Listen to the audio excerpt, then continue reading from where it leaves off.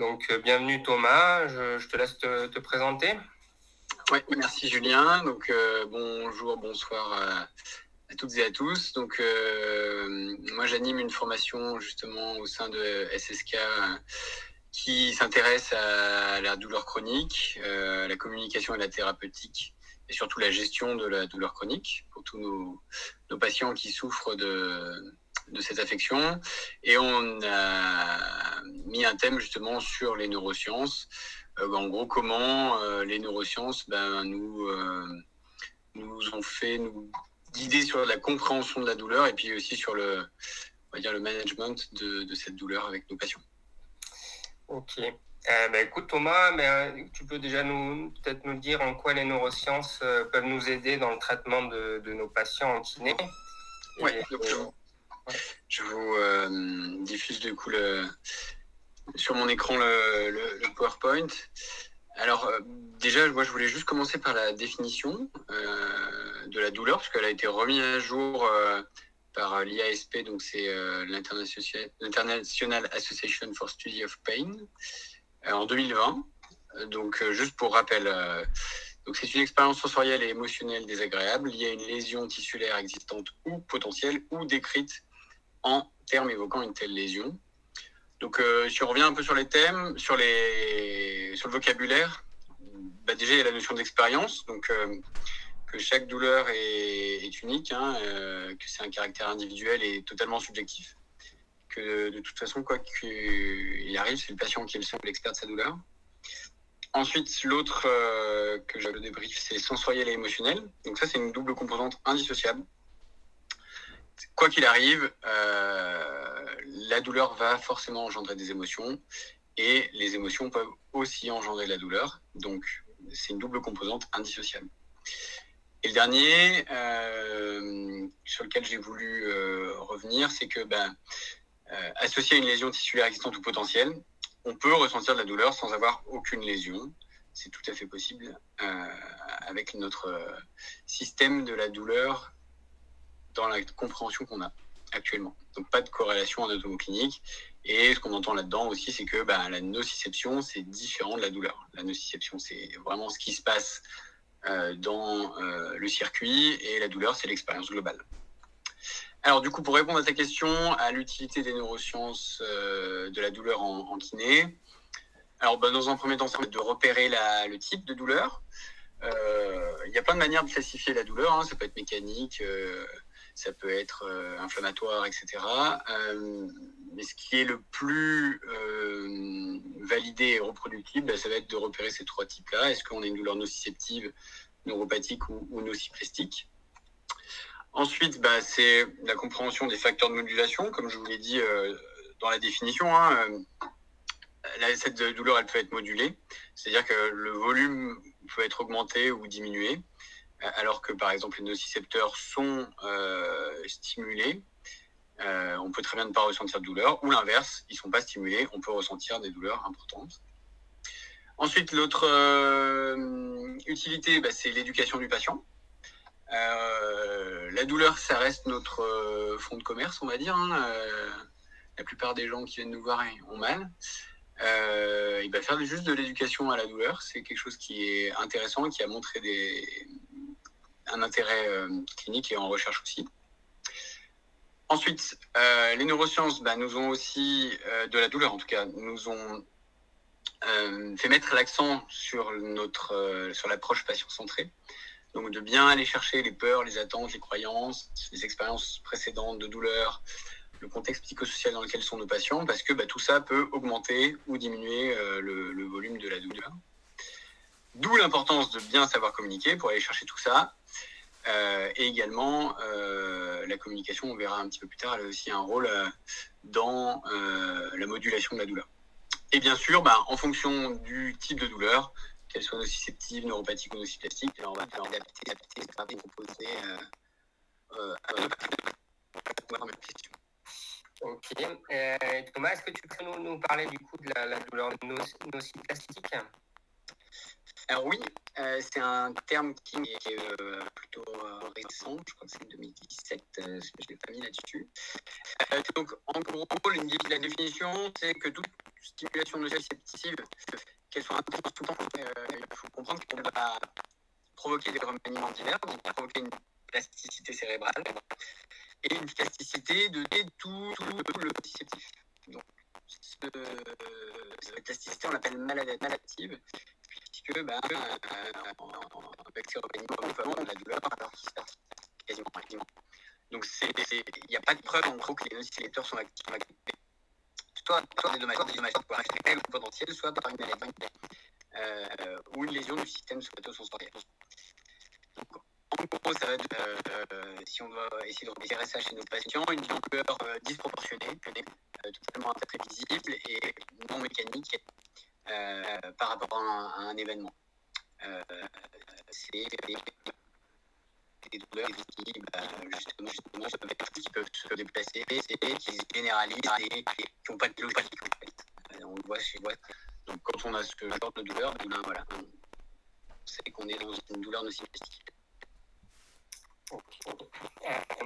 Et donc entre les neurosciences de la douleur et la communication.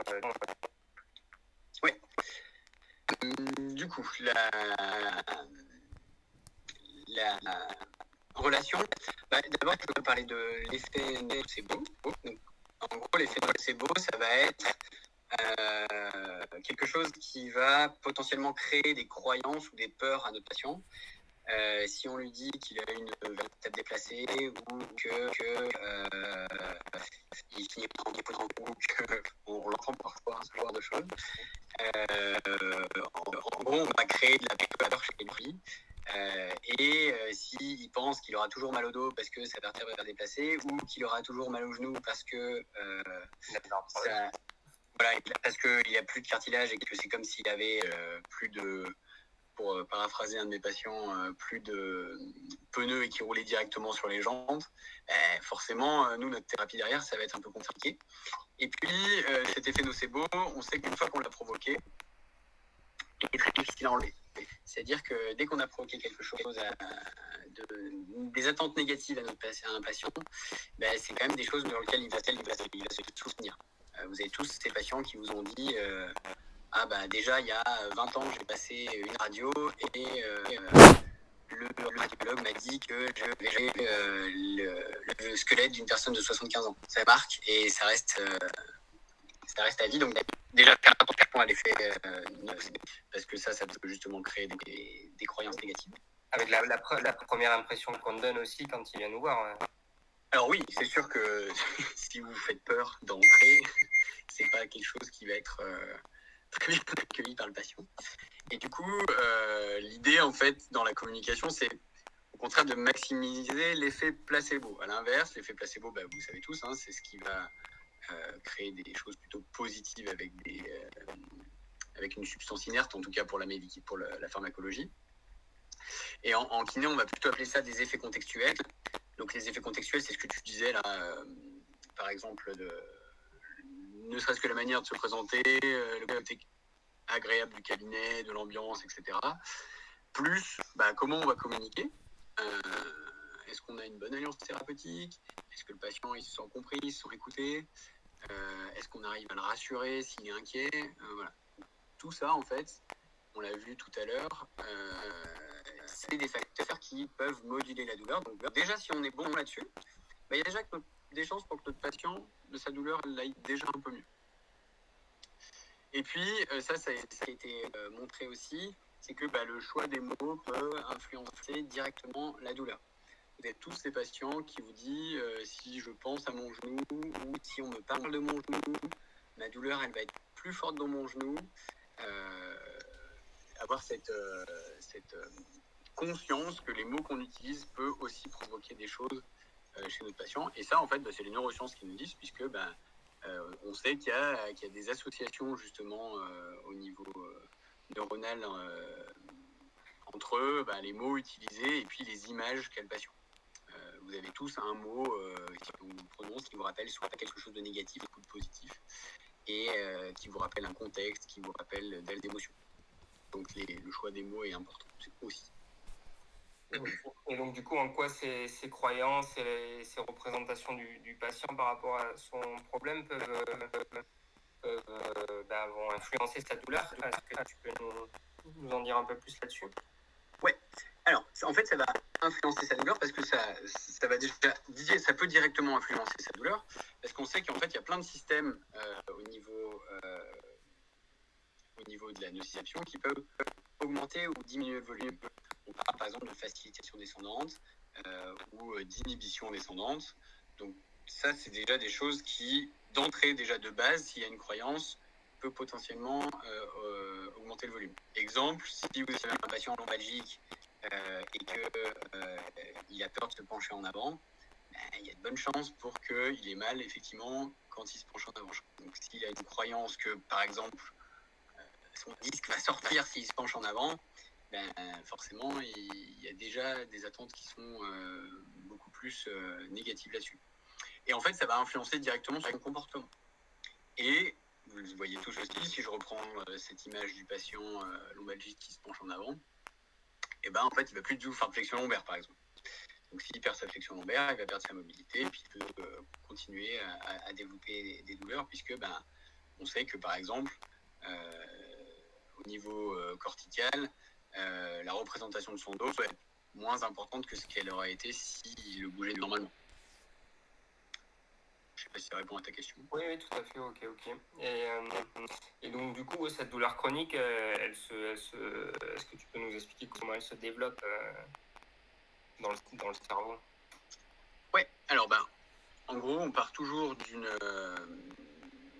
douleur aiguë souvent, et puis après, en fait, c'est le fait que la douleur chronique, en gros, la définition, alors, il parle de 3 mois, mais c'est une valeur assez arbitraire, hein. Mais en gros, il faut que ça dure un peu et que ce soit une douleur qui persiste malgré un traitement étiologique bien conduit.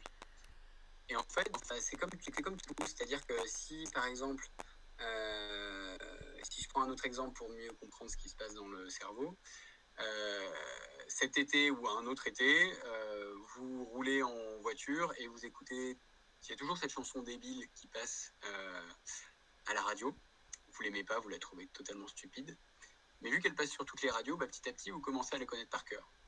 Et puis petit à petit, vous commencez même à la chanter sous votre douche. Et vous vous dites, mais pourquoi je chante cette chanson totalement débile? Et pour la douleur, c'est un petit peu la même chose. C'est-à-dire que plus on va la ressentir longtemps, plus elle va être présente dans notre vie, et plus notre cerveau il va apprendre à en créer, en fait. Donc, il va créer aussi des associations, et c'est un peu une autre métaphore qui va être de dire que si par exemple j'ai mal au genou et que j'ai une douleur chronique au genou, mon cerveau il est focalisé sur mon genou. Donc, il va y avoir beaucoup d'informations entre mon cerveau et mon genou, alors que par exemple pour une autre partie de mon corps, comme par exemple pour mon petit doigt, je sais qu'il est là, mais je le sens pas forcément. Donc, il y a peu d'informations qui passent. Ça, c'est pour expliquer que plus ça dure, plus il y a des remaniements qui se font, plus il y a de la plasticité qui se fait. Et en gros, voilà comment se développe une douleur chronique. On pourrait l'expliquer comme ça par exemple à un de nos patients. Ok. Et donc, du coup, en quoi des compétences en psychologie peuvent être utiles afin d'aider ces patients qui souffrent de douleurs chroniques? Alors, oui, je voulais parler de ça parce que quand on explique la douleur chronique, le rôle des émotions, le rôle des croyances, des comportements, etc., il y a certains patients qui vont vous dire vous servez aussi de psy. En fait, pas tellement, parce qu'on doit parler de ça à nos patients, puisque de toute façon, comme on l'a dit tout à l'heure dans la définition, on voit que c'est un syndrome multidimensionnel, donc, et que tout est associé. Donc on est obligé d'en parler. Par contre, nous, ce qu'on fait en kiné, c'est qu'on le prend en compte. On ne va pas le prendre en charge, contrairement aux psychologues, mais connaître déjà quelques petits concepts issus de la psychologie, comme déjà montrer de l'empathie. Par exemple, avoir une manière de communiquer empathique avec de l'écoute réflexive, ça c'est des choses qui s'apprennent, qui peuvent être naturelles chez certaines personnes, mais il y a des concepts comme l'entretien motivationnel par exemple qui qui donnent des outils et qui permettent de repérer comment on communique. Et aussi, par exemple, moi je parle un peu de thérapie cognitivo-comportementale, c'est refléter aux patients ce qu'on appelle les coping, donc c'est les comportements qu'ils met en place face à la douleur. Et déjà, rien que le fait de lui faire refléter, ça peut créer un déclic. Je donne un exemple, vous savez, c'est ce patient ou cette patiente pour qui sa douleur est horrible, qui en a marre, qui est déprimé, et puis qui se dit bon allez, ça suffit, je vais récupérer ma maison de A à Z sur une journée et je serre les dents, je m'en fiche de ma douleur. Et puis ce patient-là, parce que derrière, pendant 3-4 jours, il est obligé de reprendre des médicaments et puis il n'est plus rien. Donc déjà, juste d'avoir des outils pour discuter de ce genre de choses, de voir ce qu'il en pense et le faire réfléchir à ce comportement qui finalement va être nocif. Hein. On va parler de coping non adapté. C'est quelque chose qui peut aussi très bien fonctionner dans une séance de kiné. Ok. Et donc, quelles sont les recommandations pour le traitement de la douleur chronique en kinésithérapie? Alors, les recommandations, ça va être justement Alors, si on prend vraiment ce qu'on a appris à faire très spécifiquement avec nos compétences, on va dire manuelles et corporelles pures et dures, la thérapie manuelle seule, elle ne va pas être recommandée. C'est-à-dire que notre patient qui vient pour, par exemple, une séance de massage ou que de la mobilisation, on va quand même essayer de lui faire comprendre que c'est quelque chose qui peut l'aider. Ça, c'est tout à fait vrai et démontré. Mais c'est quand même quelque chose qui peut avoir pas d'effet sur sa maladie chronique, qui est la douleur. Donc, les recommandations, c'est de l'actif, de la reprise d'activité, tout et n'importe quoi finalement qui va le refaire bouger déjà d'une manière générale. Et si on peut arriver à refaire bouger la zone aussi, ça peut être intéressant. Et puis, moi, je rajouterai aussi des recommandations de s'intéresser au patient entier, c'est-à-dire d'être patient centré. Patient centré, ça veut dire de lui demander quel est l'impact de sa douleur dans sa vie sociale, sur ses émotions, comment il se sent dans son corps en ce moment, etc. D'arriver à faire élaborer aussi là-dessus pour qu'ils comprennent que, certes, avec nous, il va pouvoir, on est le professionnel de santé qui va l'aider pour bouger, ça c'est sûr, c'est notre boulot, mais qu'il peut aussi influer sur d'autres facteurs. Je prends un exemple, si vous voulez aussi, c'est le patient qui vous dit, au boulot, je travaille avec des collègues qui m'énervent parce qu'ils font mal leur travail, parce que je suis obligé de les reprendre. Et chaque fois que je fais ça, j'ai l'impression que ma douleur le soir, quand je rentre, elle est beaucoup plus forte. Une solution qu'il pourrait nous proposer, ça pourrait être juste d'être moins en contact avec ces collègues-là. Et déjà, il peut avoir une influence sur sa douleur. Donc, juste comprendre que l'influence sur la douleur, nous, bien sûr qu'on est là pour les faire bouger, mais on n'est pas non plus les personnes qui vont guérir ce problème et qui vont forcément avoir le plus d'impact. Et donc, du coup, est-ce qu'on peut guérir de cette douleur chronique? Ça, c'est la question. Hein. C'est la question que parfois nous posent nos patients. Hein. Je suis venu là pour guérir, alors que j'ai mal depuis 10 ans. Bon. C'est possible, puisqu'on a vu que le système de la douleur, c'était un système plastique qui pouvait bouger en permanence. Est-ce qu'on peut y arriver totalement? Je vais reprendre un peu mon image de la chanson Totalement débile. Ça parlera peut-être aux plus anciens qui sont ici. Il est beau le lavabo, pour ceux qui la connaissent. Vous l'avez peut-être pas entendu depuis 5 ou 10 ans, mais maintenant que je vous l'ai dit, je suis sûr qu'il est beau le lavabo, vous êtes en train de vous le chanter dans la tête. Donc, la faire disparaître complètement, ça sert à rien, mais ça va pas forcément être un but. Et nous, on a plutôt proposé de gérer ça comme une autre maladie, en fait. Déjà, d'arriver à accepter que finalement, on l'a vu avec la douleur nociplastique. Hein, la douleur nociplastique, elle est rentrée dans la classification internationale des maladies. Donc, en fait, c'est une maladie chronique, exactement comme une autre, comme une hypertension, comme un diabète. Donc, à nous de leur donner les clés pour gérer ça. Et après, après, voilà, l'amélioration, elle ne va pas trop dépendre de nous. C'est ce que j'ai dit dans cette phase-là. Ouais. Vas-y. C'est baisser le volume, quoi, si je comprends bien. En tout cas, oui, voilà, leur donner les clés et puis les aider à voir si ça baisse le volume, tout à fait, si notre intervention baisse le volume. Et au moins, si on a été, comme je l'ai évoqué tout à l'heure, patient centré, qu'on s'intéressait à plusieurs choses, que le patient il s'est engagé avec nous, donc il s'est engagé sur un processus physique. Si ça fonctionne, c'est très bien. Si ça ne fonctionne pas, au moins il aura géré ce côté-là physique et peut-être qu'il ira chercher d'autres clés ailleurs. Parce que souvent, c'est des patients qui peuvent nous mettre en échec, en disant putain, j'ai pas réussi, il est toujours mal, il est pas content, machin. Ouais, mais en fait, peut-être qu'on n'était pas les meilleures personnes à ce moment-là, quoi. Donc l'idée, ce que j'ai mis là, c'est plus une conséquence du traitement réadaptatif qui va viser la remise en mouvement, l'augmentation de son sentiment d'efficacité personnelle. Donc, sentiment d'efficacité personnelle, ça veut dire que le patient il réussit à faire des trucs. En gros, c'est ça. Et par exemple, le sentiment d'efficacité personnelle dans la recherche, on sait que c'est plus corrélé à l'amélioration, par exemple, de la lombalgie chronique que réellement le VA ou l'échelle numérique. Si on arrive à faire augmenter leur sentiment d'efficacité personnelle, on a de meilleures chances de les améliorer que juste d'améliorer leur douleur.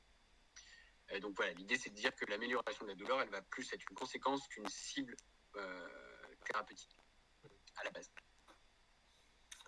Mais du coup, c'est toujours un traitement pluridisciplinaire dans ces douleurs chroniques pour toi? Alors oui, moi je trouve que c'est quand même quelque chose qui est obligatoire, puisque dans la douleur chronique, il y a un acronyme, c'est ce qu'on appelle les 3 P.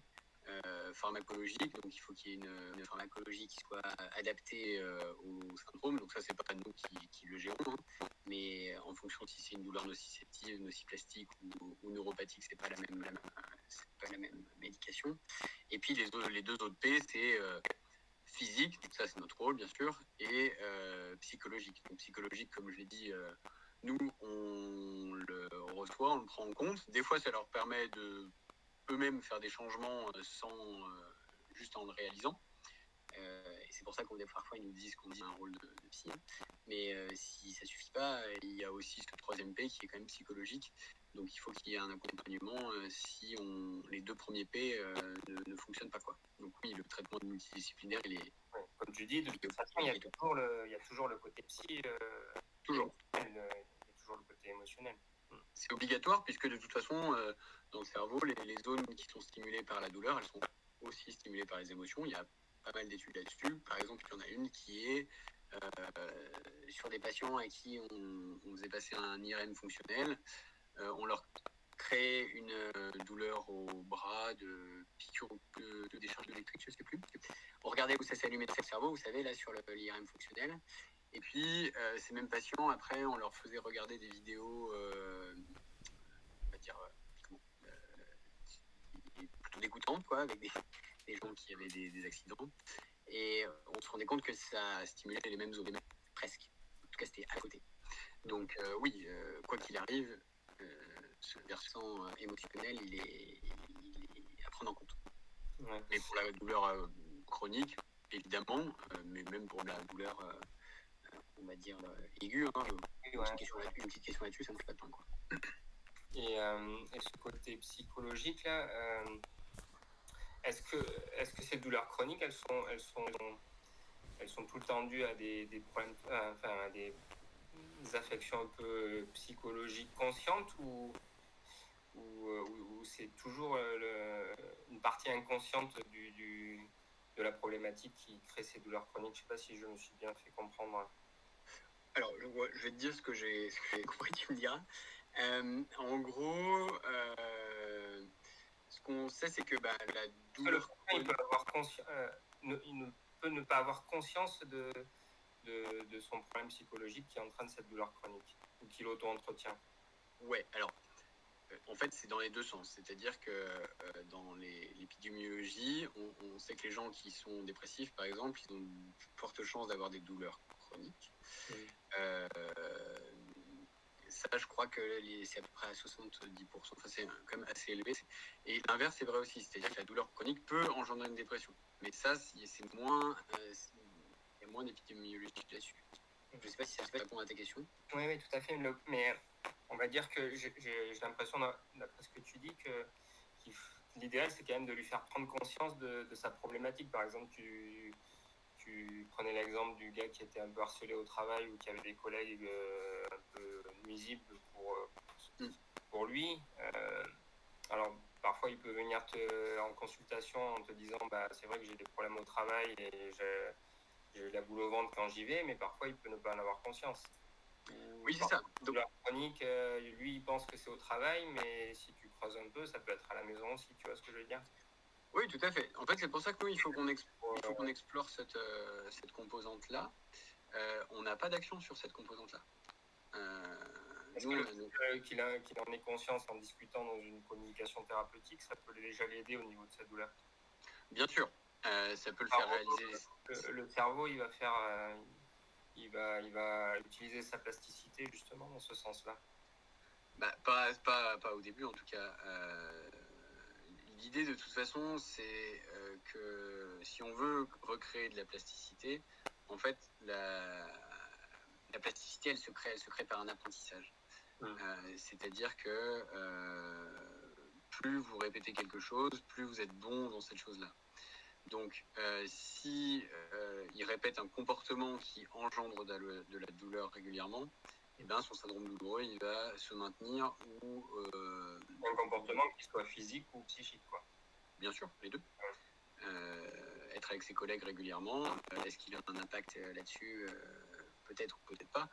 Mais en tout cas, si il ne peut pas changer ça, il va falloir qu'il bosse sur l'acceptation de ce truc-là, etc. Nous, c'est pas ce qu'on va faire. Ça, c'est le travail du psy. Nous, on va lui faire prendre conscience de ça. Et après, on va voir si ça a une influence dans notre traitement. Si nous, on a tout essayé ce qu'on pouvait, ce qu'on savait faire, etc., au niveau physique, et qu'il reste bloqué là-dessus, on peut peut-être en parler, quoi. Ok. Alors, est-ce qu'on peut peut-être avoir des questions des participants? Vous pouvez l'écrire dans le chat, comme ça, je les lis à Thomas. Bonjour. Oui.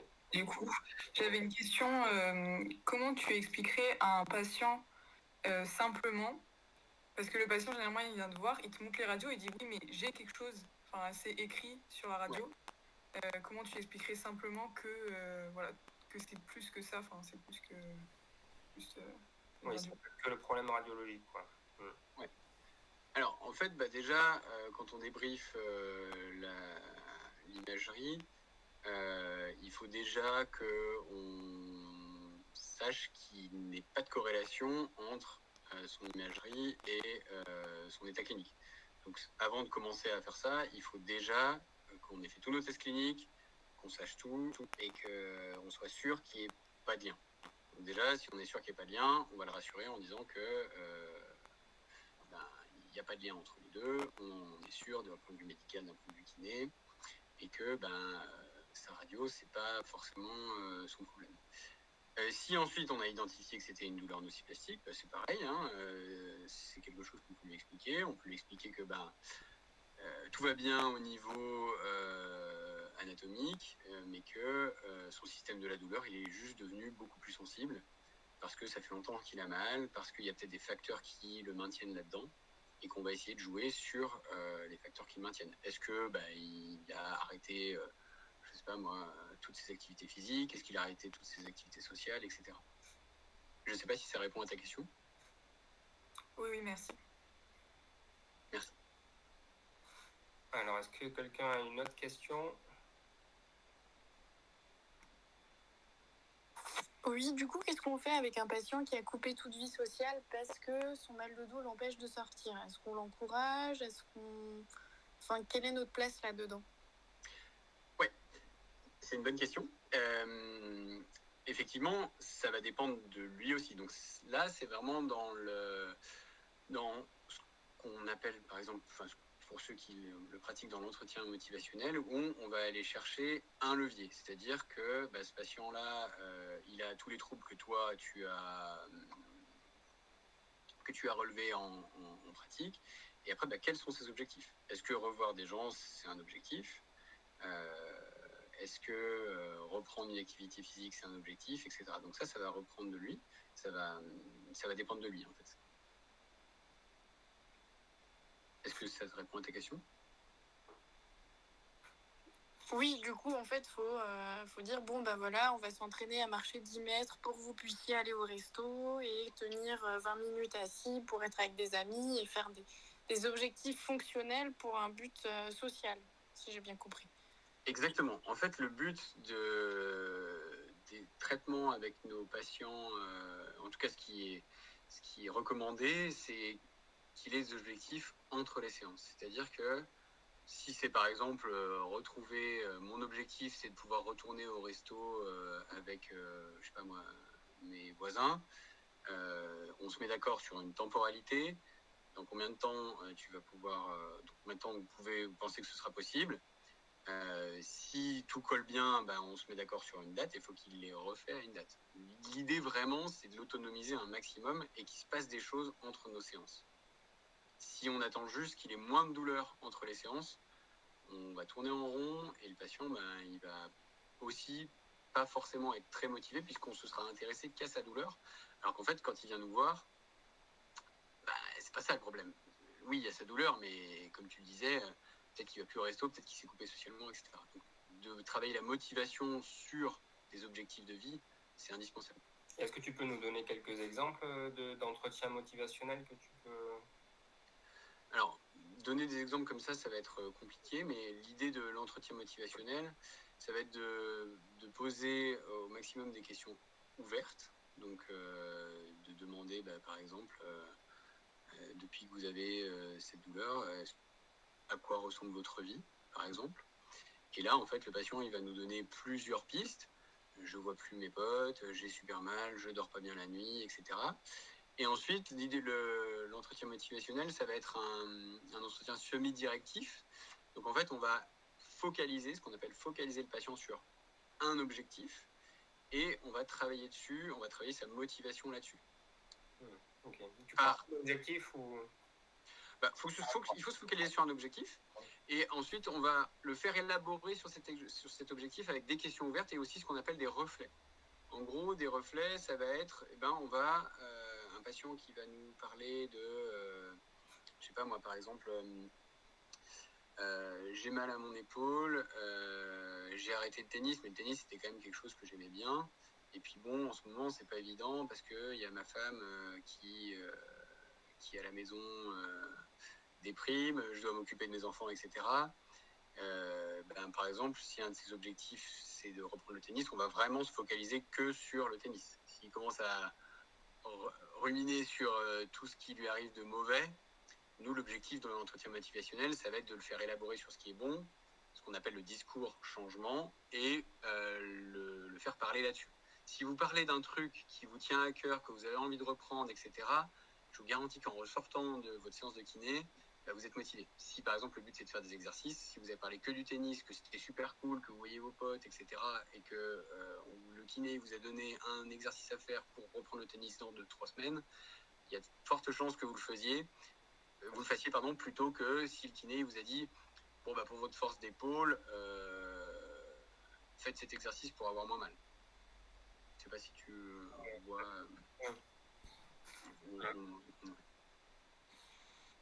Ok. C'était Laurie qui a posé cette question, c'est ça? Oui, plus ou moins, oui. Ouais, c'est un peu étendu dessus. Ok. Quelqu'un a une autre question? Et qu'est-ce que tu penses de cette prise en charge pour les SDRC et algodystrophie? Ça rentre totalement dans les cadres de douleurs nociplastiques. Donc, c'est absolument à faire, oui, tout à fait. Dans les douleurs nociplastiques, il y a la SDRC, il y a la lombalgie chronique, il y a la fibromyalgie, des pathologies qu'on rencontre quand même au cabinet, quoi. Ok, merci. Comment tu arrives à sous-entendre, parce que voir un psychologue, c'est vachement... c'est plein de portées de préjugés, les gens, ils sont pas forcément ouverts d'esprit. Donc, comment tu arrives à dire gentiment que c'est un autre professionnel qui devrait voir et qui devait travailler là-dessus? Enfin, c'est compliqué quand même. Ouais, Alors l'idée en fait, c'est que déjà, on va travailler quand même sur plusieurs objectifs qu'on s'est mis ensemble, physiques, hein, comme tu disais, retourner au resto, remarcher, etc. Et puis si on voit qu'on est dans un sens, puis dans un autre, puis dans un autre, et que finalement on parle que des émotions, et qu'on parle que des problèmes qu'on a à côté, etc., on peut très bien dire que là, vous voyez bien qu'on a tout essayé, moi je n'ai pas trop d'autres clés à vous fournir. Qu'est-ce que vous en pensez? Et en fait, l'idée, c'est de le faire élaborer lui et que soit il va vous dire oui, effectivement, je vois bien que nos séances, elles avancent pas. Et là, à ce moment-là, on pourrait pourquoi pas proposer quelque chose. Ou alors, si vous vous entendez bien avec le médecin traitant, le réorienter vers son médecin traitant qui, lui, sera peut-être plus à même à l'orienter vers un psychologue. En tout cas, c'est pour ça que dans ce genre de problème, c'est quand même bien d'avoir une approche à plusieurs professionnels et de bien s'entendre parce que voilà, le carnet d'adresse, c'est souvent quand même le généraliste qui l'a, quoi. Je sais pas comment vous faites, vous, s'il y en a qui ont des retours à nous faire là-dessus. Moi, j'ai une psy dans le cabinet avec moi, donc Moi aussi. c'est bien utile. Donc, effectivement, on travaille un peu ensemble. Ok. Merci, Laurie. Est-ce que quelqu'un d'autre a une question?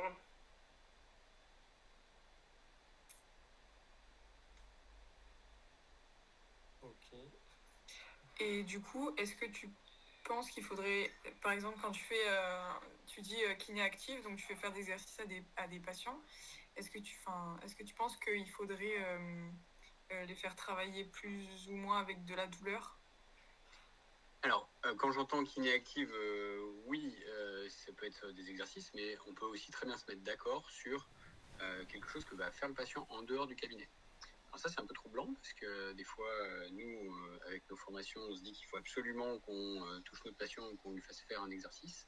Mais on peut très bien se mettre d'accord si les exercices à la maison, c'est pas son truc, qui reprennent une activité qu'il a choisie, si nous, on est OK avec ça. Et ensuite, pour ta question sur la douleur, dans les recommandations, ce qu'on sait, c'est que les exercices avec un peu de douleur, souvent, ça fonctionne un peu mieux, à condition qu'elle soit bien tolérée pendant, après, et la nuit, le lendemain, et qu'il n'y ait pas d'émotions négatives associées à tout ça. Donc ça, c'est à checker durant l'exercice et puis entre les séances. Mais l'épreuve, c'est plus, s'il y a un peu de douleur, en théorie, ça marche plutôt mieux, en tout cas pour moduler la douleur au début. Et à long et moyen terme, il n'y a pas de preuve formelle, mais on peut avoir de la douleur, c'est même un peu conseillé. Ouais. Ok. Donc il faut le prévenir de bien nous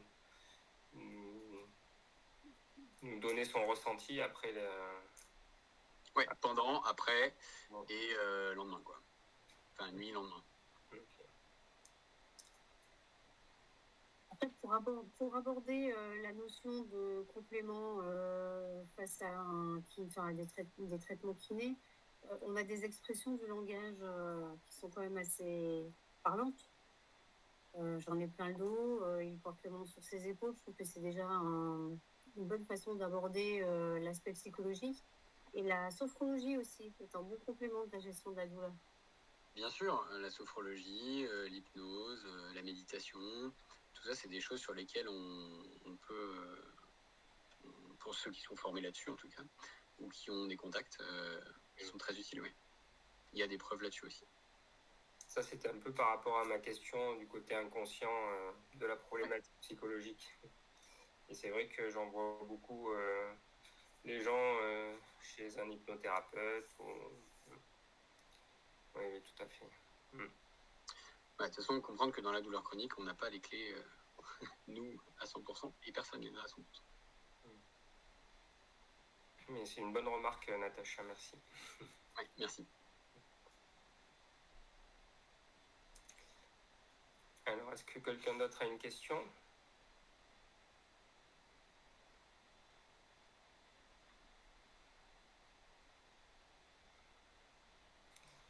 Ok.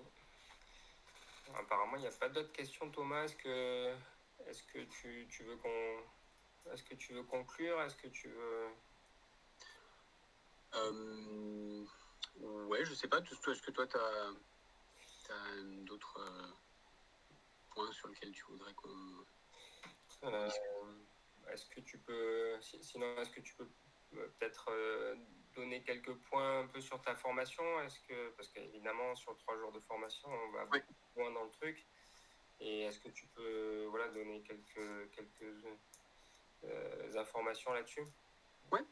Alors, la formation, elle est effectivement sur 3 jours. Le premier jour, la première matinée, en gros, on va pas mal parler de neurosciences pures et dures avec tous les mécanismes, ceux qui augmentent le volume, ceux qui diminuent le volume, les interactions qu'il y a au niveau périphérique et central.